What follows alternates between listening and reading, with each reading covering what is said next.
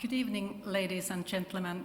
It's already late, but I look forward, you will find interesting to listen to our presentation. And when I say our, I'm referring to European Networks of Living Labs, and I would like to start by introducing our director, Ana Garcia, who is sitting here in the middle of the audience. So, Living Labs in relation to smart cities is something that has been developing during the past years.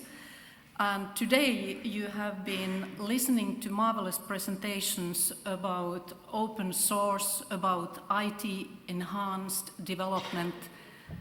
But my presentation will emphasize the role of the citizens, the human side of innovation and development in smart cities, and particularly the role of the processes and decision-making in the city government. I will have here two other hats or roles. I'm also Uusimaa Regional Council Coordination Committee member, so that's why I will take some of the aspects to the smart specialization strategies in regional level. And then as an educator, I want to emphasize the role of higher education institutions in innovation and development in smart cities. So firstly about ENOL. It was established during the Finnish presidency year 2006. Historically, we benchmarked altogether 395 living labs worldwide. 170 of them are currently active towards our association. And the background of the living labs varies from research institutions to public, local and regional authorities and public-private innovation actors, as well as non-governmental organizations. As a worldwide association, main part of our members are coming from Europe, but as you can see from the map where we don't yet have the ninth wave ENOL members, so all the continents are represented. I want to go back to the definition of living labs. Maybe somebody of you haven't used it yet. So simply you can say that it's an open innovation ecosystem where users and producers co-create innovation. But as it was in my first slide, I think it's wider. It's about value co-creation, and particularly, as Ilkka was emphasizing, there is a language problem between the cities and the providers, but there is also a language problem or vocabulary problem between the different stakeholders. So that's why I would like to emphasize that the Living Lab approach is also about creating joint meanings, creating understanding between the different professionals and the citizens, so that everybody really understands what the smart city is aiming for. We want to thank for our partner, the World Bank, for this opportunity to be here present today. And also we want to introduce, for those who don't yet know, the Citizen-Driven Innovation Guidebook with some very practical examples all over the world about how the citizens are driving innovation in their cities. Of course, ENOL is not the only organization promoting open innovation and user engagement. That therefore other lab and living lab movements are in close collaboration with ENOL. Those who would like to learn more about living labs, we are inviting you to Open Living Lab Days, which will be held in Montreal next August 23rd to 26th. Very practical cases, a lot of workshops and also research papers during one of the days. Next spring, Enol is launching a new Enol Academy with digital and face-to-face coaching for different stakeholders, a Living Lab approach for smart cities and product development or citizen-driven innovation. We will be happy to organize local workshops wherever needed, and there Ana Garcia will be helping you to establish the events. Secondly, I will go to the more specific part of my presentation. Namely, we are moving now to the north, to Helsinki, or I would like to put it in this way, why Finland? Because World Economic Forum Global Competitiveness Index has annually been assessing Finland has been scoring very high, particularly what comes to innovation and the role of higher education and training. And these are the two aspects where I would like to say that good collaboration in smart cities with the local educational institutions, particularly universities and other type of higher education institutions, is a great asset for the cities and the companies. And clearly the success in Finland is providing evidence for that. And now I would like to introduce you some of the practical cases. How do we engage the educational programs to the smart city processes? My university, which is a University of Applied Sciences, making it maybe a bit easier than for the traditional universities to collaborate with companies and with the cities in very practical level.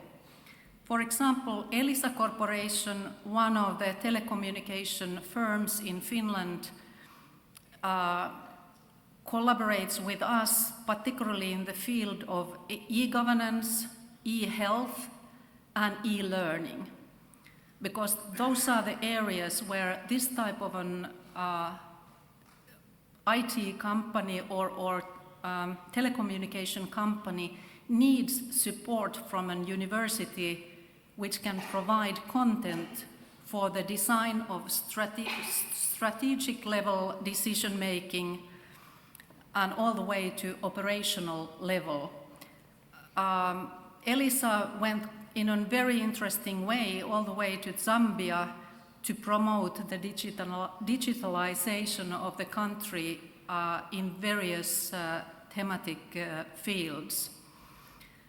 As an educational institution, we want to see that empowering everyone to innovate is important. And I want to back up this message by the information provided by Erik von Hippel, who says that 70% of innovations come from the market and from the customers. Or Professor Vesa Harmakorpi from Finland stating that science and technology-driven innovation represent only 4% and practice-based innovation represent 96% of economic value when we are talking about innovation. And now the definition of innovation, of course, it's broad. It's not only radical innovation, it's also incremental innovation, it's also social innovation, and that way we want to see that the citizens and different professions or people representing different occupations have the capacity to innovate. So, as educators, but also as employers, we have great potential on people.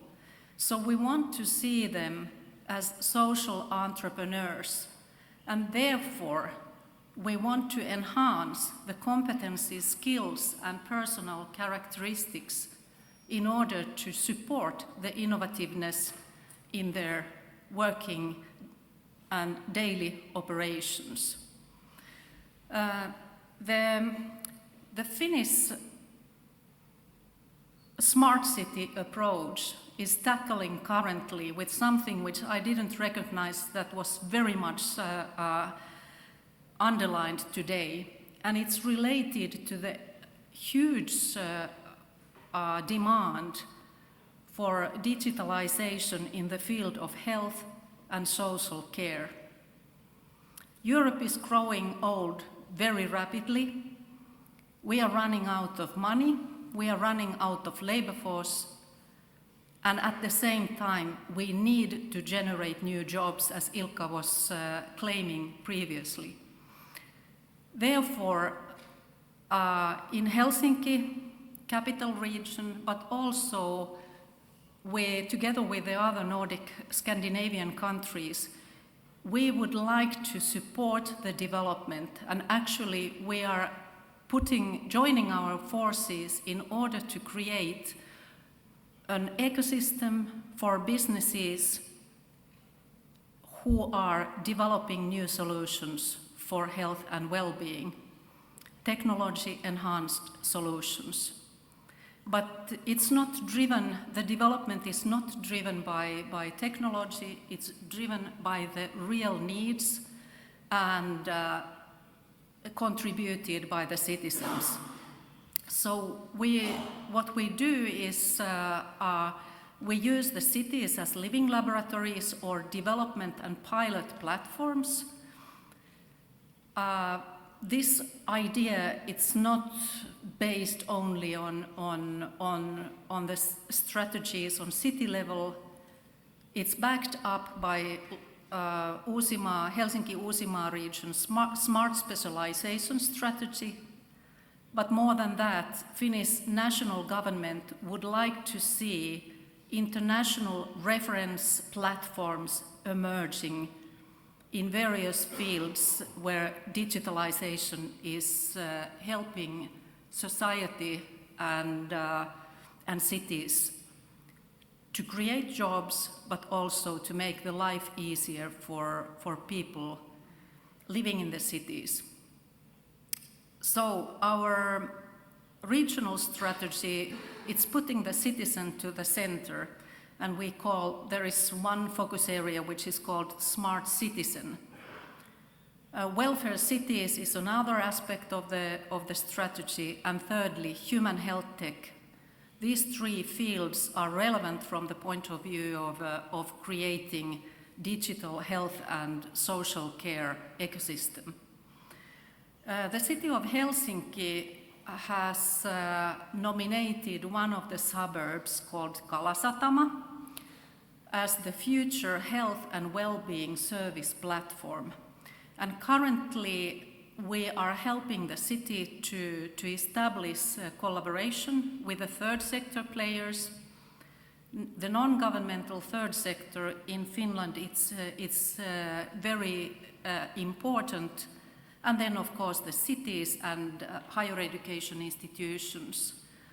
Only Laurea, together with our spin incubator, is providing approximately 100 researchers with a doctoral level degree and 500 master students to help the city to establish and develop the Living Lab or development and pilot platform around the Kalasatama suburb.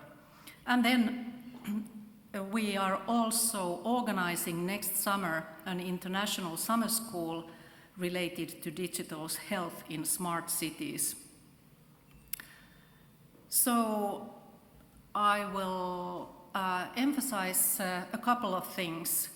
What we found out when doing research in various cities, that the innovation platform, there is no one generic model. It depends on the city. In some cities, it's a centralized innovation platform. In most cases, for example, in Helsinki, the innovation platforms are independently in each sector, for example, for the healthcare. In some cases, roundtable connecting innovation platforms has been found, and fourthly, external platforms are quite common as well. And here I want to emphasize that in Finland we have a specific program called Six Cities Strategy for Open Innovation, and part of these findings were discovered from Finland and part of them from other cities elsewhere. As we faced a tragedy last Friday, I want to finalize my presentation by suggesting collaboration in the field of safety and security. This was not my original plan, but in order to honor all the people who suffered and who still are suffering all over the world, so maybe we should take into the agenda of smart cities also the question of safety and security. And here I want to just provide you access to some of the projects that we have been running, funded by the European Union, but which certainly could be extended elsewhere in the world. So with these words, we are thanking you and looking forward that together we can empower everyone to innovate. Thank you so much.